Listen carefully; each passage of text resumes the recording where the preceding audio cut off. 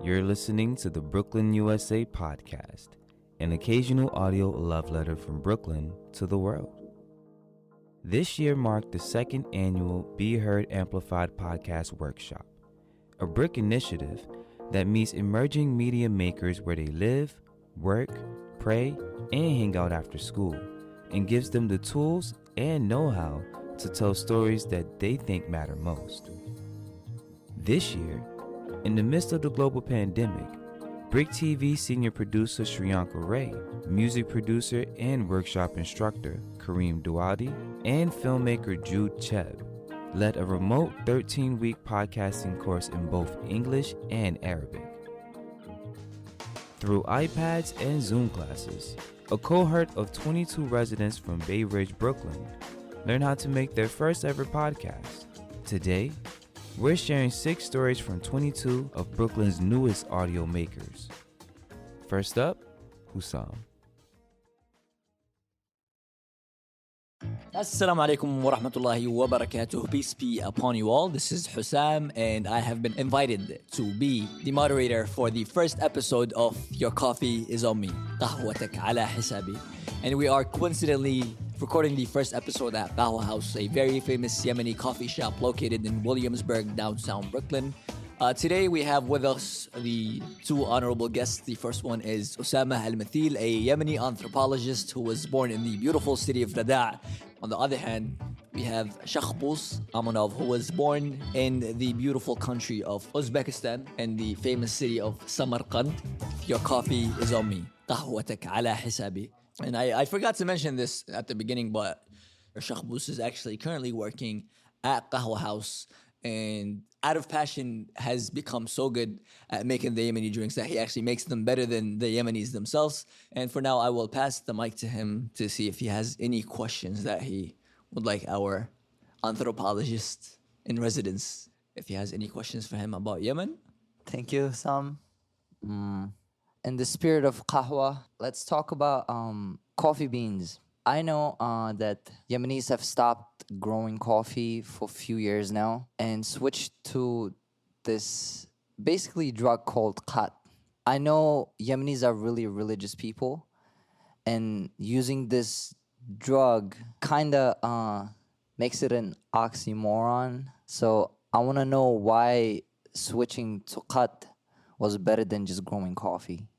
I'm talking about me personally right now, and we were, raised in a family which is, like you said, religious, but there was so many culture, beliefs where if you really don't learn the religion, you're gonna have mistakes or a misunderstanding between what's religion and what's culture.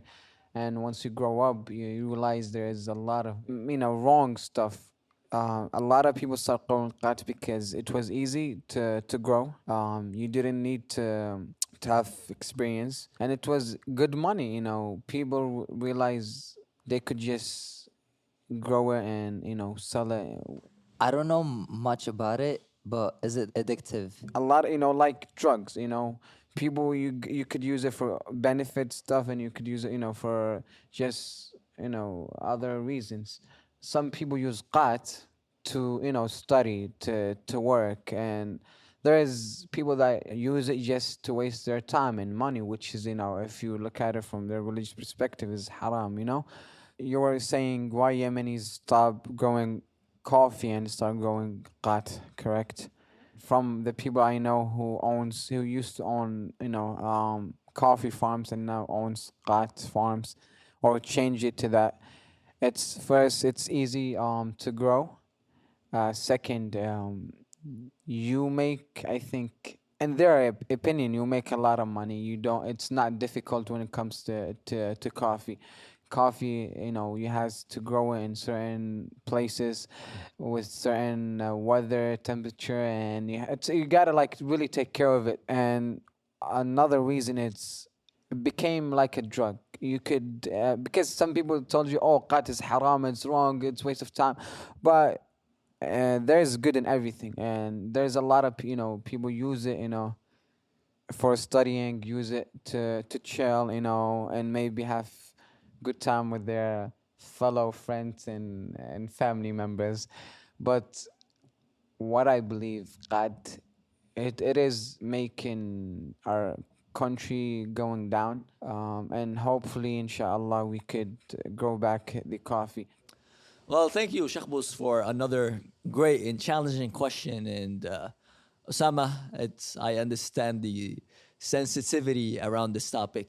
Just like guns, Khat has essentially become a part of the Yemeni identity, and you could find interviews of the president who ruled Yemen for 33 years talking about how he himself chews Khat. It's chewed by tribal leaders, tribal sheikhs, by religious leaders, and for every scholar that has basically said that Qat is haram, there's a different scholar who chooses Qat that has said that Qat is halal, and each of them, uses their own credentials and their not background knowledge to back up their position. Over the past couple of years, we're actually seeing that the coffee, there's been a revival, to say the least, in the coffee industry in Yemen, and Qahwa House, the place you work out, is a prime example of that. Well, wow, that was a very interesting topic. Two very close friends and their backgrounds and cultures for the first time. And we have a lot more topics to talk about and discuss. We would love to save that for future episodes. And with that, we conclude our very first episode of قهوتك على حسابي. Your coffee is on me. See you guys next time.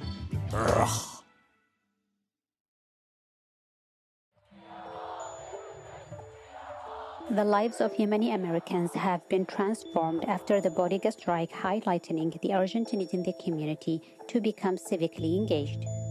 This podcast will shed a light on what sparked the Yemeni-American community to come out of the shadows and be represented in the U.S. Today, the sleeping giant is awake. We're going to move on now to the chaos, confusion, and anger growing in the wake of President Trump's immigration ban. Protests all across the country, reaction from around the world. And it also issues a 90-day ban on nearly all travelers from 7 predominantly Muslim countries: Iran, Iraq, Libya, Somalia, Sudan, Syria, and Yemen. The Yemeni Bodega strike on February 2nd, 2017 at Brooklyn Borough Hall was organized across the 5 boroughs of New York City in response to the executive order travel ban. The organizers consisted of Yemeni-Americans, bodega owners, merchants, and activists, where a number of congressional leaders and local elected officials attended to discuss civic engagement and immigration advocacy.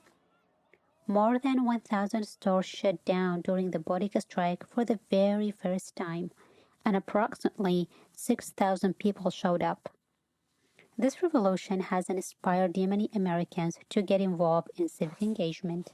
I've always been looking for a way to be, a positive force for Yemeni-Americans in my community, and help our community and understand and, engage and involve as a people, so that one day we are able to hold powerful positions and not just be regarded as the deli owner on my corner. It's always been difficult for me to balance my American and Yemeni life, but being involved in this revolution has brought those worlds together beautifully and perfectly in a way that I can actually have an impact.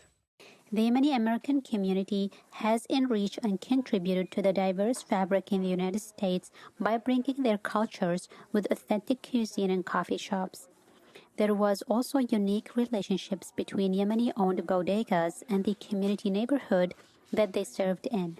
After the Bodega strike, the transformation of the Yemeni-American community started with the birth of the Yemeni-American Merchant Association, YAMA, which is a grassroots nonprofit organization in New York City that seeks to educate and elevate Yemeni-American merchants and their families through education, business and social service support, and civil rights advocacy. This is Dr. Debbie Almontasser, and I am one of the co-founders of the Yemeni-American Merchants Association and the Muslim Community Network here in New York City. I believe that our community is definitely enriching and contributing to the lives of average Americans through providing a service to their neighbors, where they are basically the lifeline. And we saw this through the pandemic and the role that they played in their community as essential workers. In food desert communities, they were the only sustenance that was there for the communities that they served.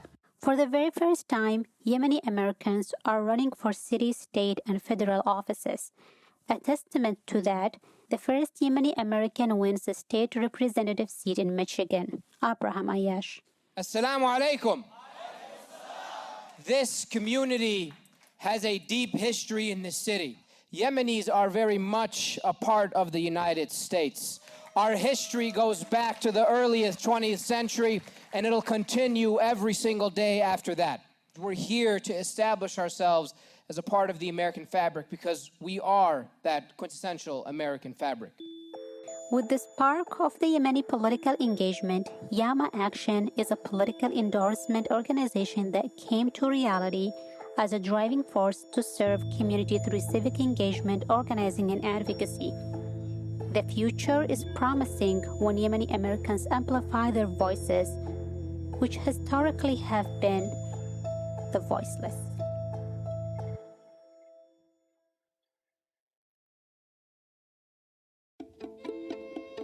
We are doing a story on 3 Yemeni Americans' educational experience in the United States.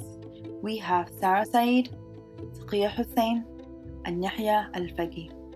Thank you everyone for joining in to listen to our podcast of Yemeni Americans pursuing their education in the United States.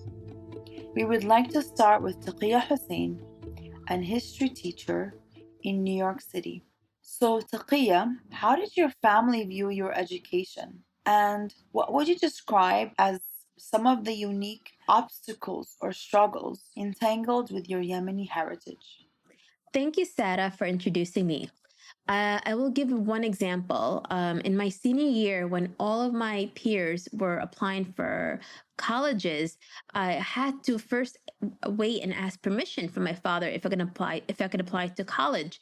And I was very nervous to ask him because I would have been the second female to go to college, and this was something that wasn't expected of Yemeni women.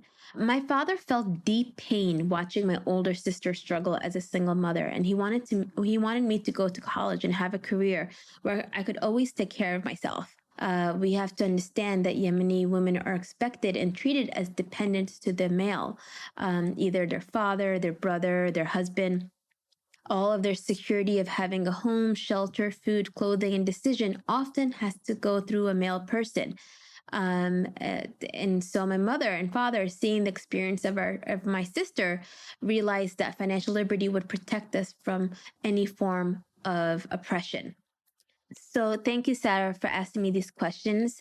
I would like to learn more about your story. So I would like to ask you, Sara, could you tell us more about your background? So yes, I would love to share my story. I was born in Yemen and I came here around the age of 10. My story is a little different from yours, Takhia, because pursuing an education was, in fact, an expectation for all members of my family, female and male. My mom's family, my uncles, aunts, many of them actually have pursued degrees in education as well as the medical field. So for me, growing up, I saw women in a strong light, more than men, in fact. When I came to the United States and moved into downtown Brooklyn, where there at that time were many Yemeni Americans, I was shocked by the opposite. That is interesting, Sara. What do you think that is? Why is your experience different from mine, despite the fact that we're both from Yemen? Well, Taqiya, I think that this is due to where you are from in Yemen. I'm from Taiz. The city where I was born has been described as the intellectual capital of Yemen. And I would also argue the culture of the city life itself that I was born into values the role of women. So, Sara, it appears to be that gender was not a factor. What were some of the struggles then? For me, my biggest struggle was my immigration status back then. I feared that being a dreamer, I was not going to be allowed to pursue college. I would add that besides the financial factor, the fact that I lived in a Yemeni community, I faced backlash for the choices my family were allowing me to take. And so, like you, I had to constantly ask for permission. So the struggle was more external in dealing with nosy or ignorant neighbors or community members. So, Takhia, a theme that our stories seem to describe is how patriarchal values dominated our educational experience. We are so lucky to have this young man, Yehya Elfgeeh, share his experiences with us today. Yehya, can you enlighten us of what are some of the struggles Yemeni males face when pursuing education? What has been your experience or the experience of your peers? And what struggles or obstacles stand in their way? Hello, Sara and Takhia. As you both know that I came to the US recently, so my story is extremely different. In terms of the struggles, there are common struggles and personal struggles. The first and most common struggle is the financial conditions. Most of the Yemeni-American students work part-time jobs and some full-time jobs. However, life conditions sometimes force them to focus and work more than their schools, to earn more money to help their families. I have one question for you. Do you feel that the value of education in Yemen is different than it is of Yemeni Americans? In other words, what is the difference of how Yemenis view education when in Yemen versus when in America? Well, that's a good question too. Absolutely, there is a difference in the value of education between the two countries. The education system in Yemen is still old, low, and lacks scientific materials. But that doesn't mean there is no many educated people. I'm not exaggerating if I say people in Yemen believe in education and the importance of being educated more than those who live in the US. Unfortunately, they don't have the opportunities to get the same education that other students in other countries have. I personally believe that the reason of the difference of how Yemeni view education when in Yemen versus in America is following customs and traditions, which look at the life only from the financial side, ignoring the idea of following passion and enjoying life. So, Takhia and Yehya, I think that the audience and we would benefit from discussing what we observed today in terms of the Yemeni Americans pursuing education. Our goal is to shed light on this issue and to start conversation in hope of inspiring change.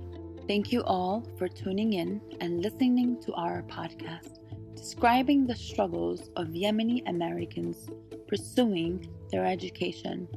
The struggle is real and the struggle is present.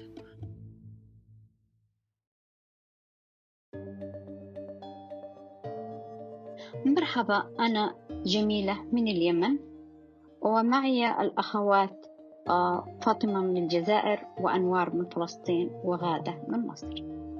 اليوم سنتبادل الحديث حول قضية التنمر ضد المرأة، وخاصة المرأة العربية.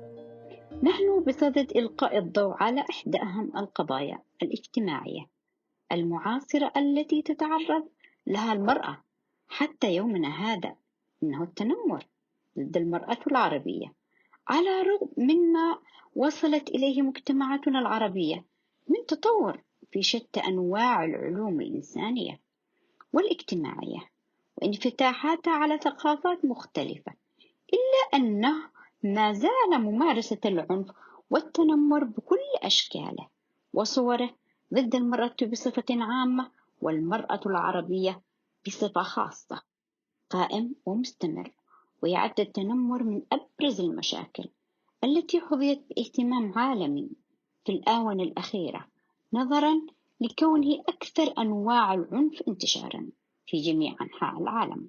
والآن أترك الحديث للأخت فاطمة. ولكن ماذا يعني التنمر ضد المرأة وما هو أسبابه وأسباب تواجده في مجتمعاتنا إلى الآن؟ التنمر ضد المرأة ظاهرة تفشت بكثرة في مجتمعاتنا العربية بشكل يثير المخاوف ويطرح التساؤلات حول دوافعه وطبيعته وعن كيفية التعامل معه وحماية المرأة من التعرض له.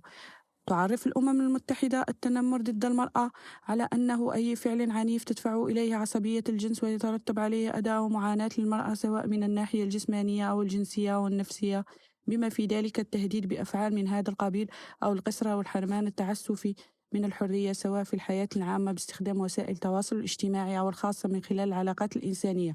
ويرجع أسباب التنمر ضد المرأة في مجتمعاتنا إلى تسلط المجتمع الذكوري ورغبته في التحكم والسيطرة على المرأة، التشبث بالعادات والتقاليد الموروثة الخاطئة، وأيضا اختلال التوازن النفسي والعقد النفسية لدى المتنمر. لا يمكننا إنكار أن العالم المعاصر أصبح يشهد تحولات جذرية على جميع الأصعدة نتيجة للتحولات التكنولوجية والمعرفية ونتيجة للعولمة بمختلف أشكالها ولما تخلقه من سلبيات على المجتمعات وخاصة النامية منها، مما أدى إلى ظهور ظواهر مرضية من أهمها العنف بأشكاله المختلفة والتنمر ونحو فئات متعددة، ومنها المرأة ركيزة المجتمع وعامل من أهم عوامل تطوره. ومن هذا المنطلق بات من الضروري تسليط الضوء على هذه الظاهرة وعلى انعكاسات العولمة ومساهمتها في التنمر ضد المرأة وزيادة من اتساع حجم هذه الظاهرة، إذ أن التكنولوجيا أصبحت تتيح سبلا جديدة لمرتكبي العنف والتنمر ضد المرأة، كتعرض المرأة للابتزاز والتحرش والتهديد والترهيب وانتحال الشخصيات واستغلال النساء جنسيا عبر الإنترنت، حيث سجلت أرقام ومعدلات ضحايا كبيرة بهذا الخصوص. على الصعيد الآخر يمكننا القول أن التكنولوجيا والعولمة هي سلاح ذو حدين، حيث أن التكنولوجيا وفرت امتيازات وتطورات جديدة في مجال السرية والأمان للدخول على الإنترنت. كذلك ساهمت التكنولوجيا والعولمة في تطور وانفتاح عقل المرأة وإتاحة الفرصة لها لزيادة وعيها والتسلح بالعلم والمعرفة ومعرفة حقوقها وواجباتها والحفاظ عليها. والآن نكون قد وصلنا معكم لنهاية حديثنا حول موضوع التنمر ضد المرأة العربية، الذي قد حرصنا فيه بالاستفاضة حول التنمر من حيث مفهومه وأنواعه وآثاره المترتبة عليه. وختاما نود أن نشير إلى أنه يجب أن يكون هناك خطوات عملية لمواجهة التنمر، إذ ننصح بأن يتم التعامل مع التنمر بدقة على كافة الأصعدة سواء الشخصية وضمن العائلة والأسرة أو بيئة العمل، وطبعا على كافة الفئات العمرية.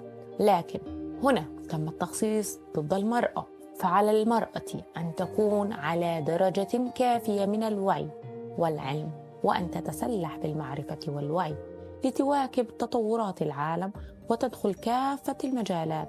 هذا بدوره يعزز نمو شخصية المرأة بنفسها ويزيد ثقتها، ويجب عليها أن تكن كل المحبة والتقدير لنفسها. هذا كله يساعدها على مواجهة التنمر. شكرا لكم على حسن الاستماع، ونتمنى أن نوافقكم في مواضيع شيقة فيما بعد. دمتم بخير وصحة جيدة، مع تحيات فريق العمل جميلة، فاطمة، غادة، أنوار. يسعد أوقاتكم.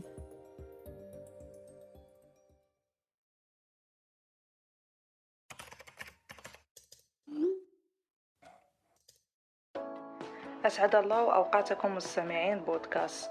معكم حنان، نادية، لالا وكوثر. أهلا وسهلا بكم. سنتكلم اليوم عن مواقع التواصل الاجتماعي بعنوان كن كما أنت. إنه وقت غريب نعيش به حاليا في مواقع التواصل الاجتماعي، هذا الذي نعيشه. لا نستطيع أن ننكر أنه بفضل مواقع التواصل الاجتماعي أصبح العالم أشبه بقرية صغيرة، فهو يجمع بين جميع الناس بالرغم من اختلاف مواقعهم الجغرافية ولغاتهم وأعمارهم وجنسهم ومستواهم الفكري والثقافي وغير ذلك، لتكوين صداقات وتبادل الأفكار والمعلومات ولتحقيق الأهداف. كما يعتبر أيضا سلاح ذو حدين، له جوانب مفيدة وفي نفس الوقت له جوانب ضارة أيضا. فهل لمواقع التواصل الاجتماعي سلبيات وإيجابيات في نفس الوقت؟ من إيجابياته التي يمكن أن يستفيد منها المستخدم هي أنها وسيلة فعالة للتسويق والترويج في مختلف أنحاء العالم، والوصول إلى آخر الأخبار في جميع بقاع العالم دون انتظار جريدة أو قنوات التلفاز لمعرفة آخر المستجدات، والتواصل مع الآخرين من خلال إنشاء صداقات مع أشخاص من مختلف بلدان العالم أيا كانت ديانتهم أو جنسيتهم، كما أنها تسمح لكافة الأشخاص بالتعبير عن آرائهم وأفكارهم الخاصة دون أن يمنعهم أحد، وتعزيز التعاطف مع بعضنا البعض والمساعدة ونشر المعرفة، وتساعد في البحث عن فرص عمل، كما أنها استطاعت تقليل حالات الاغتراب، وصار من السهل متابعة أخبار الأهل والأقارب والأصدقاء الذين يعيشون في مسافات بعيدة لحظة بلحظة دون أن تنقطع أخبارهم. كما أن من فوائد مواقع التواصل الاجتماعي في مجال التعلم الذاتي من خلال المعلومات المختلفة التي يمكن أن يحصلوا عليها. وأيضا لمواقع التواصل الاجتماعي سلبيات كثيرة من الممكن أن تضر المستخدم إن أساء استخدامها، مثل هدر وإضاعة الوقت في تصفح المواقع دون أن يدرك أنها تنشر المعلومات الخاطئة والأخبار الكاذبة وتنتهك الخصوصية وتؤدي إلى سوء الفهم والانعزال عن الواقع. كما أن استخدام هذه المواقع من قبل الأطفال تؤدي إلى حصولهم على علامات دراسية منخفضة عن غيرهم من الطلاب. وهناك العديد من المشاكل الصحية كالسمنة نتيجة الكسل وقلة الحركة. ويؤدي الاستخدام المفرط لوسائل التواصل الاجتماعي بشكل سلبي في المزاج، مسببا مشاكل نفسية مثل القلق والاكتئاب. فمتابعة الشخص لغيره على وسائل التواصل وهم يقومون بتجارب إيجابية وممتعة مع عدم قدرته على خوض تلك التجارب تؤثر سلبا على نفسية البعض. لا تقارن نفسك بالآخرين على الإطلاق. كلما قللت اهتمامك بالآخرين كلما كنت أكثر سعادة.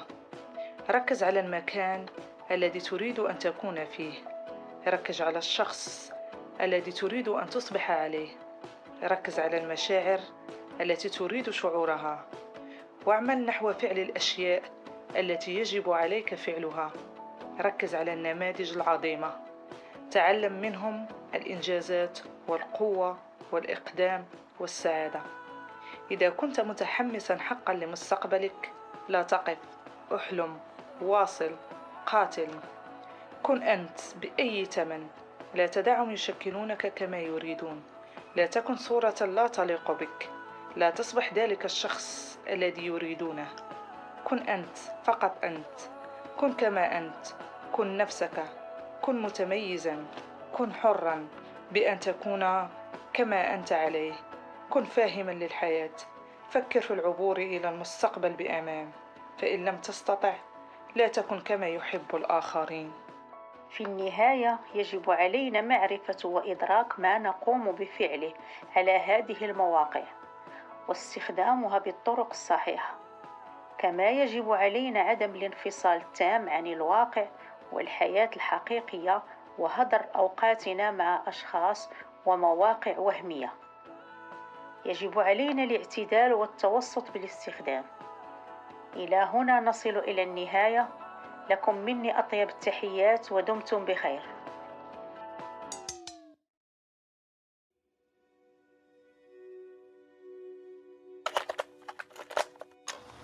مرحبا. اليوم سنجيب عن سؤال ما الوطن؟ الوطن هو تلك الكلمة الصغيرة، تلك الحروف القليلة التي تجعل المرء يبكي إذا سمعها. الوطن هو ذلك الحب الذي يحرك داخلنا ألف إحساس، وذلك الحنين الذي لا نستطيع أن ننساه رغم ابتعادنا عنه.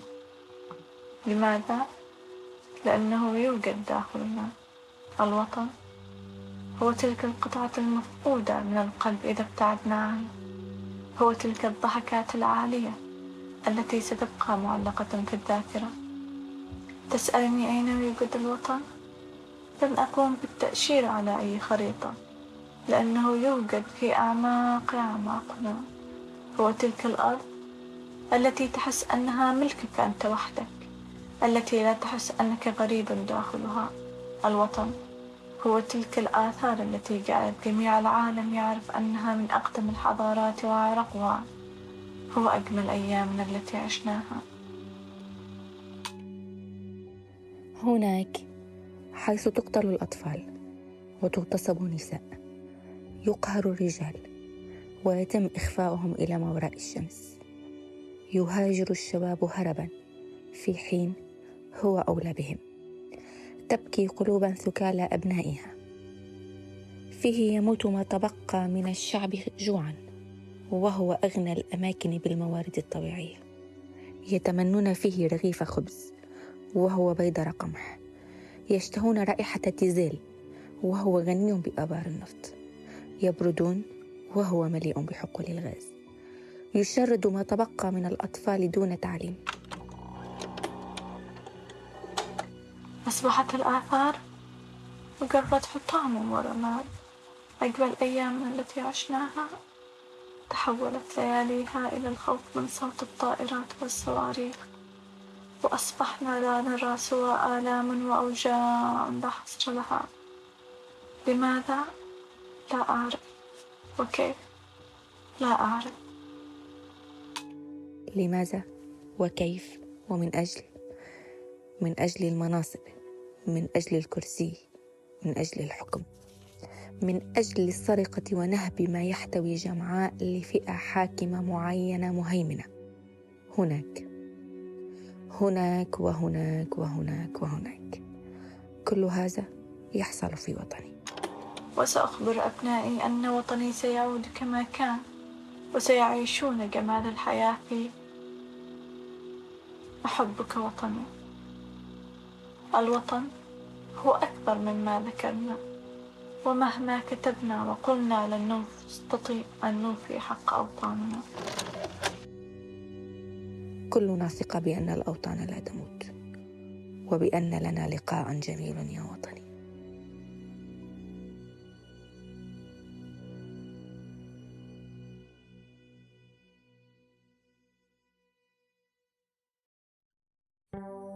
Brooklyn, USA is produced by me, Kyrell Palmer. And me, Emily Bogosian. And me, Shireen Barahi. And me, Charlie Hoxie. And me, Sriyanka Ray. And me, Mayumi Sata. With help this week from filmmaker Jude Chehab and editor extraordinaire Karim Douaidy. Your Coffee is on Me was produced by Amal, Wael, Osama, and Waleed. The Bodega Strike was produced by Abeer, Sam, and Lamia.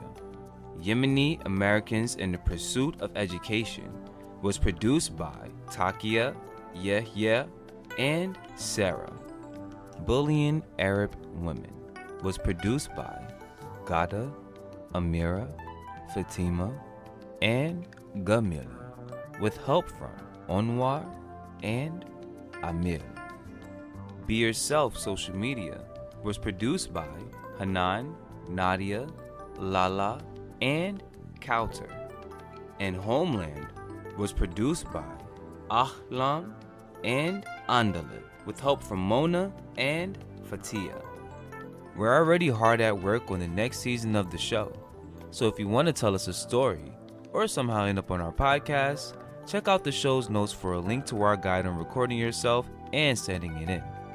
And if you like what you hear or think that we got something wrong, comment, like, share, and subscribe. And follow at BRIC TV on Twitter and Instagram for updates.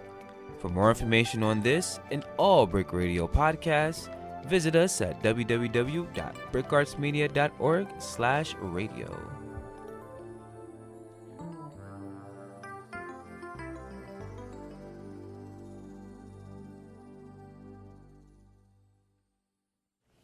everybody, Griff City here, and I just want to say it's been really fun making content for you, and I really hope you guys have a great summer. I hope everything goes great, and I'll see you in the fall. Thank you for listening, Brooklyn!